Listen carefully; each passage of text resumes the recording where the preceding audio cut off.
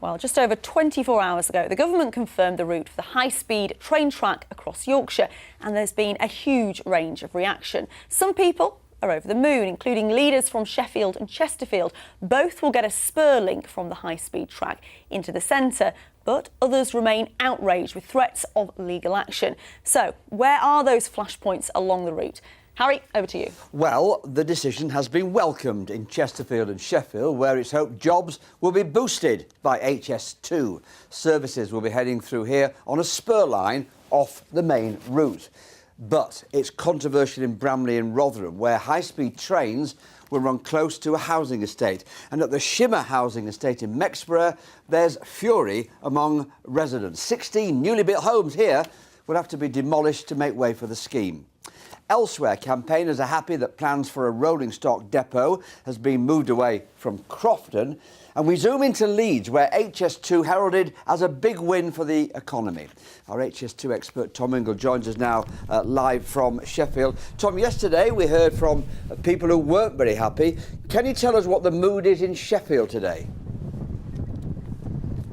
Well, yes, Harry, as you say, this is the existing Sheffield City Centre station below me, and this is where high-speed train services will terminate when they come up the line from London, albeit for the last part of the journey they'll have to slow down and share the tracks with the existing Midland Main Line services. That notwithstanding, Sheffield City Council very pleased with their campaign for a city centre station, that it has been successful, and local businesses seem to see it that way too. We looked at all options, and from a chamber perspective we decided to back the best economic deal. We believe that that was Sheffield City Centre, the Sheffield Midland station, and on the back of that we believe that the opportunities for the whole of the region to create GDP for our children, our grandchildren in the future, gave us that pivot from that opportunity that Sheffield Midland gave. Tom, do the campaigners accept this route then as the final decision?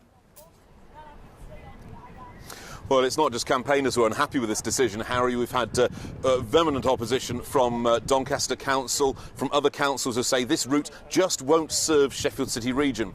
We've seen, since the last year when this new route was first unveiled, quite an increase in activism against not just that new route, but HS2 in general in Yorkshire. Campaigners are saying they may now take some legal action.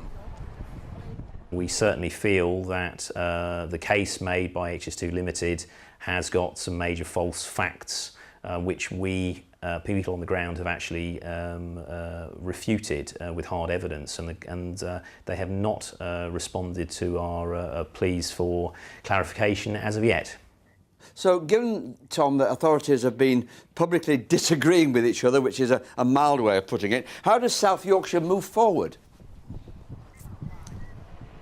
Indeed, Harry, there's been plenty of dirty linen washed in public. And of course, at the moment, the South Yorkshire councils are expected to be working together as they agree this devolution deal with the government, so they get a Metro Mayor and extra funding. But at the moment, they certainly don't see eye to eye, even now, about the position on HS2.